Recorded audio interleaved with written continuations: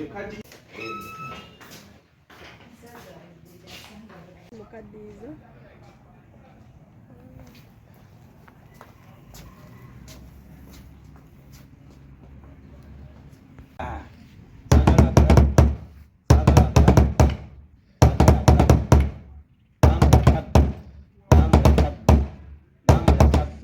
bannakyawuko enamba kuliza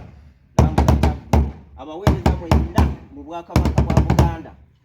ne mu ssana lyaffe ery'ekyaggu muzuukuke kitambule ekyaggu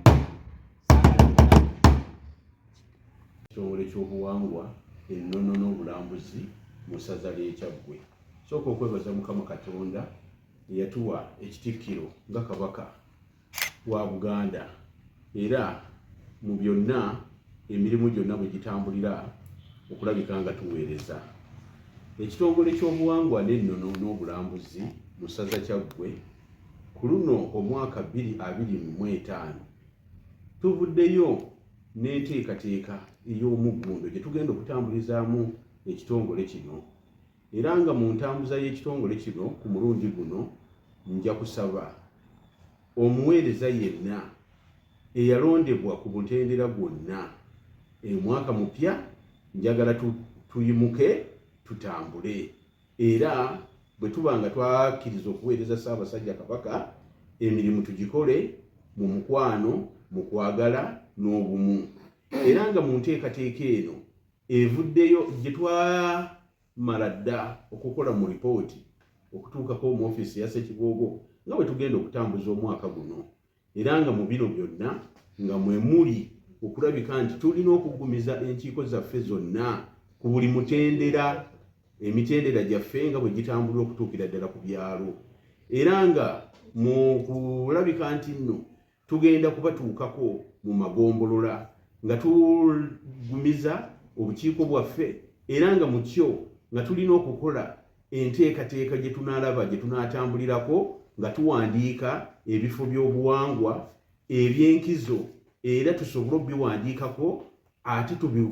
tubiwandiike ne mu bitabo.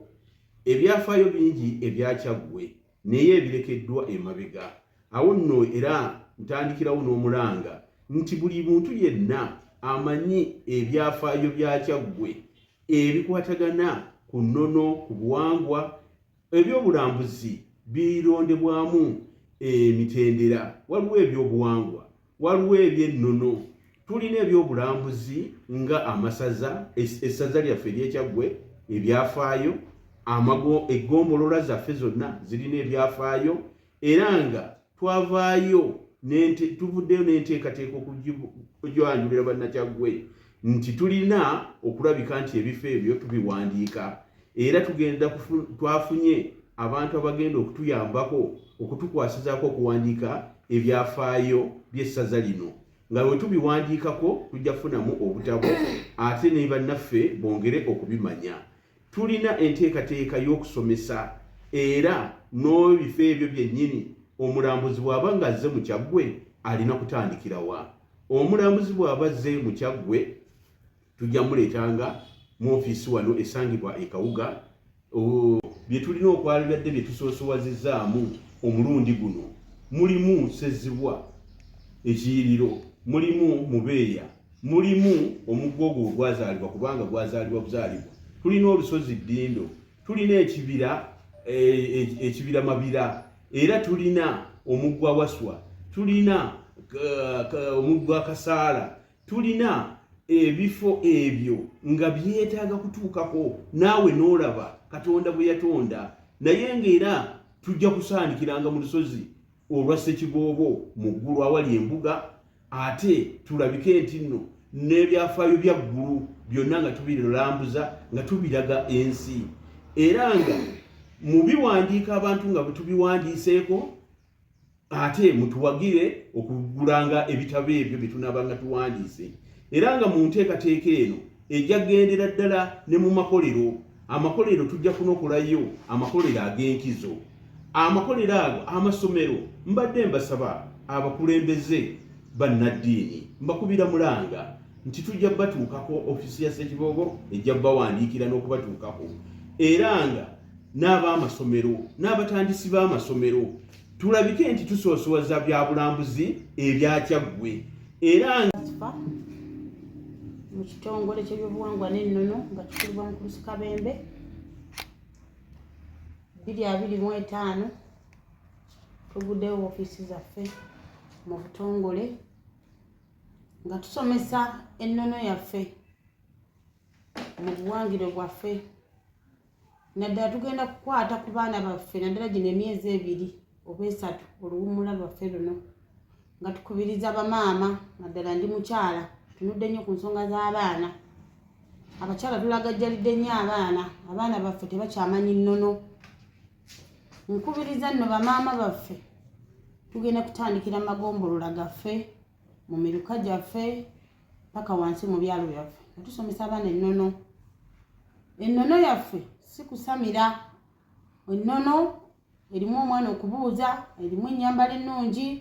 erimu okweyisa obulungi okusanga mu kkubo omukyala n'omuyita maama okusanga mu kkubo omusajja n'omuyita taata olwaleero ennono yaffe abaana baffe tebakyabimanyi ennono yaffe yatandikiranga waka ng'omwana asobola okweweereza buli mulimu naye ennaku zino twafuna abayamba abaana baffe mu maka gaffe awo nno wenviirayo n'enkuba omulanga twandibadde benkanya nga ffe bamaama abayambi betufuna awaka weereza ebyo biteekeddwa okuba ennono yaffe efudde abaana abobuwala n'abobulenzi tebakyayina mpisa nkubiriza bamaama emirimu gyaffe tugikola ate ne sente zetukola tuzikolerera baana naye abaana tetubateeseteese naye senga naffe tebatuteekateeka tetwandibadde balungi awo nno wensabira omukyala nga nze tudde ewaka tukomewo ku nnono yaffe abakozi betukozesa awaka we tutuukanga mu holiday ng'eno ey'emyezi 3 tubazzeeko eka n'abaana benyigire mu kukolera awamu ng'okusiba emmere ng'okufumba awo nno wenkubiriza Ssaabasajja Kabaka be yasiima mu kitongole ky'ebyobuwangwa n'ennono ku mitendera gyonna baveeyo tutandike okukolera awamu nga bannakyaggwe ebifo byonna byajjula tugenda kutandikira ku magombolola gaffe nga tujja tusomesa ebyobuwangwa n'ennono buti omuntu bw'ayinza okweyisa omuganda alina ogunjuliro by'omuganda Ssaabasajja Kabaka amanya nze Luyombya Godfrey Lule Kasimagwa nswa za luguudo era nga nze ow'ebyobulambuzi mu ssaza ly'e Kyaggwe ate era nze mukwanaganya w'ebika 8 ebirina obutaka mu ssaza ly'e Kyaggwe ngi bagabana mayiro nkubiriza nti nga tuli mu bulambuzi waliwo ekintu kimu bwe kiti abalambuzi kye basinga ennyo okwagala lwe lubugo fe Abaganda tukimanyi nti olubugo lukomagibwa okuva mu mutuba nkubiriza bajjajjaffe ab'obusolya nti naalisabye buli kika kiteekewo omusiri gw'emituba tulime emituba tusobole okuba nga tukola embuga ezo kubanga tewali mukolo wano mu Buganda gusobola kugenda mu maaso nga teguliiko lubugo kale nsaba busabi tyoba omuzungu asobola okuva ebweru najja ng'ayagala lubugo naye watya bwe tunateekawo emisiri netuteekawo n'amakomagiro nga buli ssaza lirina ekkomagiro lyalyo kijja kuba kitegeeza ti ebyobulambuzi tuba tujja kuba nga tubitumbudde nebaza Katonda okuba nga atusobodde otukumira Ssaabasajja Kabaka kuba we yalabiseeko eri Obuganda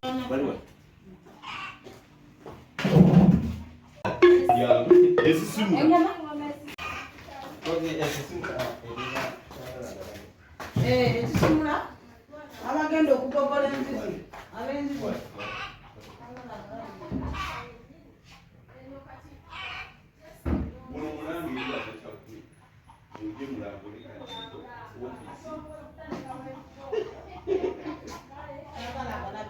Nansangwa tusobole okufunamu amaato ag'okusogola n'ag'okuvuba kubanga omuti ogwo teguyitamu mangu ki mazzi entebe ezo zonna enkadde ze mulina banange kati olaba engoma eno tulina ekizibu mu Kyaggwe ng'obuwangwa nti abantu bakuba bidomola ku nnyimbe mbakubiriza ng'ow'ebyobuwangwa bajjajja abajja okwabya ennyimbe mu Kyaggwe ng'omuzzukulu baleese okutambuza ng'olumbe sooka omubuuze ebintu eby'enkizo olubugo embugo weziri ebibbo webiri omukeeka gwa nkizo nnyo abantu tebakyatuuzibwa omusika bwe yateekebwangako omukyalo oba lubuga ekyasookanga okufunibwanga akambe ekibbo n'omukeeka omukeeka ku baamutuuzanga abaana basikidde oba bazze okufumbira oba lubuga mu nju omukeeka ogwo kye bayita okutuuza kati ensi enaabuuse naye tuvudde nti tewakyaliwo okutuuzibwa awo wali akalombolombo omuganda bwe yagemeranga nti baakutuuza ddayo bakutuuze ddayo bakubuulirire kubanga oli aba atudde ku mukeeka ogwava ku nkindukindu kino nno ensonga etukwatirako ddala ffenna ne bannaddiini enkindukindu zitemeddwa bannange emikeeka tunaagijjawa ate era n'ekintu ekirala si kyakwa olukomo olwo luvaako ensansa naye lwakomekerezanga ensonga gisimbe gwe mulanga gwange era buli bwannabyabuwangwa mukyaggwe mukubiriza asomesenga mu nnyimbe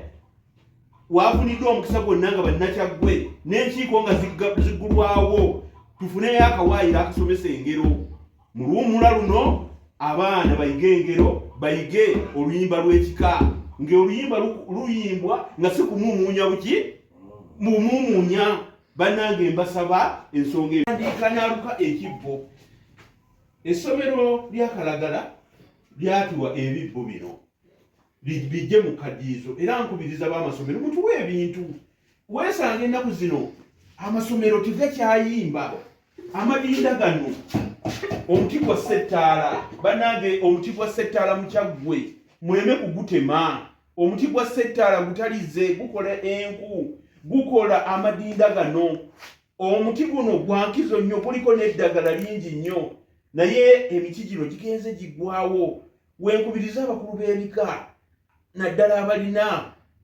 ensibuko ebika mu kyaggwe musimbe emiti gino ginansangwa abazzukulu basobole okuba nga batugifunako eddagala ate n'ebintu ebivuganga bino tusobolenga okubikola ki okubifunanga ebifaananyi bingi ebyakaddiizo era nga twagezaako okulabika bino bye bimu bye tugenda okubalambuza n'okutuukayo batuukireyo ddala wano ejjinja lino eryab'empeewo wano wewali ensonga y'obulongo era wew'empeewo bwebanga bakwanjulanga okwalula bakutwekanga ku jjinja kuno bannange guno mwalo mulamba gwa Ssaabasajja tulina emyalo mingi nnyo Ssaabasajja gy'alina mu Kyaggwe era egy'ensonga era mbadde mbasaba nti bwe tunaaba tulambula bannange ensonga eno mugitwale mu kiro ku kadiizo wano okwetooloola wonna tulina ennimiro lino ddagala tulimawo eddagala ery'ekikula eky'enjawulo bye tulima wano era nga tujja kulaganga tujja kukamulanga n'omubisi tugutundenga wano tuteekengawo n'ebintu ebirabika nti omuntu wabazze alina kaagamba nti nno ndala nzize Kyaggwe bwebanga mwenge muganda oba mubisi ebintu bino ffenna ng'abaweereza twetaagako abayambi abanaatuyambanga nti bannange embidde gyeziri wano era wano nyongera kuba amagombolola mbasaba ekitongole ky'obuwangwa n'ennono ŋŋampita mutaata Ssekiboobo kiweebwe ebifo eby'okusimbamu ennimiro ey'eddagala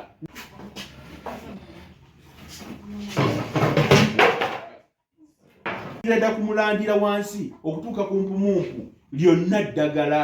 mbakubiriza tusimbe ebitooke binnansangwa era tusaba n'abantu abaagala okuweereza mu kitongole kino bajje batukwasizeeko wano mu Nnakyaggwe tuli basogozi ba mwenge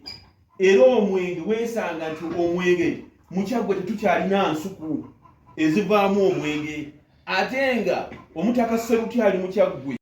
abakulu b'amasomero ensonga ye art and craft bagiragajjadde nnyo andikanaluka ekibbo essomero lya Kalagala lyatuwa ebibbo bino bijje mu kadiizo era nkubiriza b'amasomero mutuwe ebintu weesanga ennaku zino amasomero tegakyayimba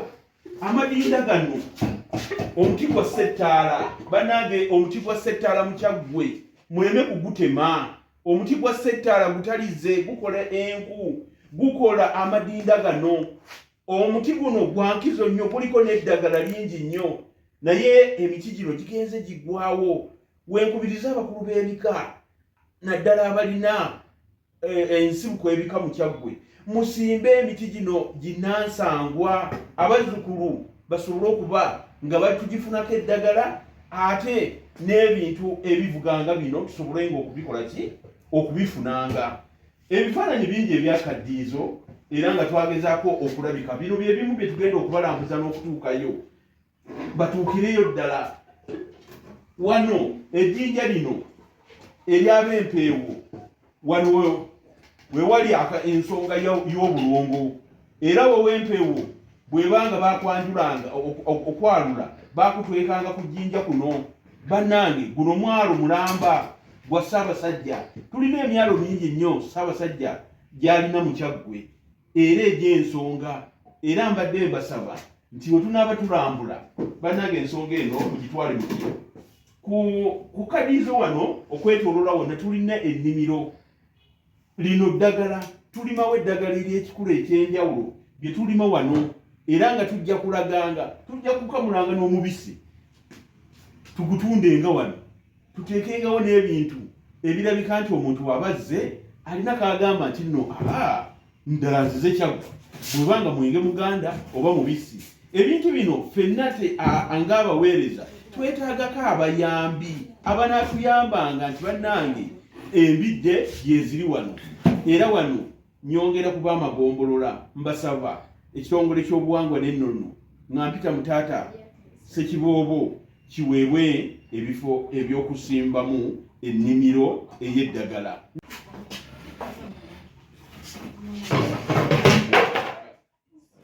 Dda kumulandira wansi okutuuka ku mpumunku lyonna ddagala. Mbakubiriza tusimbe ebitooke binnansangwa.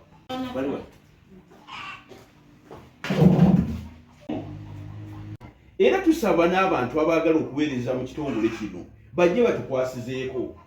Wano Munnakyaggwe tuli basogozi ba mwenge, era omwenge weesanga nti omwenge mu Kyaggwe tetukyalina nsuku ezivaamu omwenge, ate nga Omutaka Sseruti ali mu Kyaggwe izo nnyo. Guno omuti gyabeeranga nansangwa tusobole okufunamu amaato ag'okusogola n'ag'okuvuba, kubanga omuti ogwo teguyitamu mangu ki mazzi. Entebe ezo zonna enkadde ze mulina bannange, kati olaba engoma eno tulina ekizibu mu Kyaggwe ng'obuwangwa nti abantu bakuba bidomola ku nnyimbe. Mbakubiriza ng'ow'ebyobuwangwa bajjajja abajja okwabya ennyimbe mu Kyaggwe ng'omuzzukulu baleese okutambuza ng'olumbe, sooka omubuuze ebintu eby'enkizo, olubugo, embugo weziri, ebibbo weebiri, omukeeka gwa nkizo nnyo, abantu tebakyatuuzibwa. Omusika bwe yateekebwangako omukyalo oba lubuga, ekyasookanga okufunibwanga akambe, ekibbo n'omukeeka. Omukeeka ku baamutuuzanga abaana baasikidde oba bazze okufumbira oba lubuga mu nju, omukeeka ogwo kye bayita okutuuza. Kati ensi enaabuuse naye tuvudde nti tewakyaliwo okutuuzibwa. Awo wali akalombolombo Omuganda bwe yagemeranga nti baakutuuza, ddayo bakutuuze, ddayo bakubuulirire, kubanga oli aba atudde ku mukeeka ogwava ku nkindukindu. Kino nno ensonga etukwatirako ddala ffenna ne bannaddiini, enkindukindu zitemeddwa. Bannange, emikeeka tunaagijjawa? Ate era n'ekintu ekirala si kyakwa, olukomo olwo luvaako ensansa, naye lwakomekerezanga ensonga. Bana gisimbe gwe mulanga gwange, era buli bwannabyabuwangwa mu Kyaggwe mukubiriza asomesenga mu nnyimbe. Waafuniddwa omukisa gwonna nga Bannakyaggwe n'enkiiko nga ziggulwawo, tufuneyo akawaayiro akasomesa engero. Mu luwummula luno abaana bayige engero, bayige oluyimba lw'ekika, ng'oluyimba luyimbwa nga si kumuumuunya buki mumuumuunya. Bannange mbasaba ensonga Esisimula. Ekisimula abagenda okugogola enzizi ab'enzizi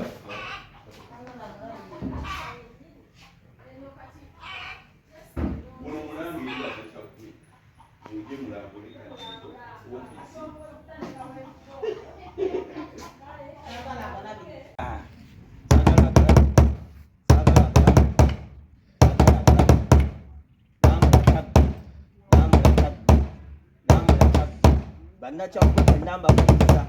lambula abaweereza mwenna mu bwakabaka bwa Buganda ne mu ssana lyaffe ery'ekyaggu muzuukuke musoboke tulambule ekyaggu saagala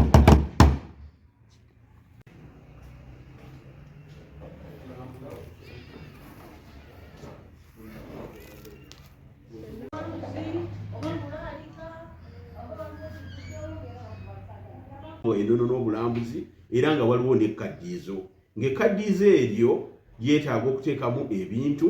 era nga mbasaba bannakyaggwe mutuleetere ebintu bye tuteeka mu kkaddiizo era n'abagombolola batuwe ebintu ebiri mu nnyumba ezo ze muyita ez'emizimu bye mutunda nga scrap mbakubiriza tulina enteekateeka okulabika nti ebintu ebyo tubifuna era nga mu nteekateeka eno ebifo ebyobulambuzi okulambula tujja kwawulamu emitendera tugenda kutuuka mu magombolola tubiwandiike naye tujja kunokulayo ebifo eby'enkizo nga 5 buli gombolola oluvannyuma olukiiko olw'ebyobulambuzi bw'ebifo ebyo binaba bisazeewo era ng'ebifo ebyo nga mulimu n'ebyobulimi n'ebyobulunzi faamu nazo zirambulwa amakolero ebintu ebyafaayo ebyaffe ebyedda wano tulina emigga ensozi era ng'ebifo ebyo birungi nnyo okujja okubirambula tulina omukisa nti ekyaggwe wano tulina highway abalambuzi bajja mu Uganda naye ssente zituyitako ne bagenda Embaale ne bagenda e Kapcholo okulambula ebiyiriro naye mbasaba nti enteekateeka y'omulundi guno twavuddeyo okulabika nti nno tulambuze abantu emitendera gino era nagyo gyawuddwamu tujja kuba n'omutendera ogw'okutandika n'abaweereza mu ssaza nkubiriza buli muweereza yenna mu ssaza ebyokulambula bingi enteekateeka zirimu 2 lambula Kyaggwe lambula Buganda tujja kutandikira n'okusoosowaza ebiri mu ssaza lyaffe ate tugende nga tutwalenga abantu tubalambuze ebifo ebiri mu Buganda era nga mulimu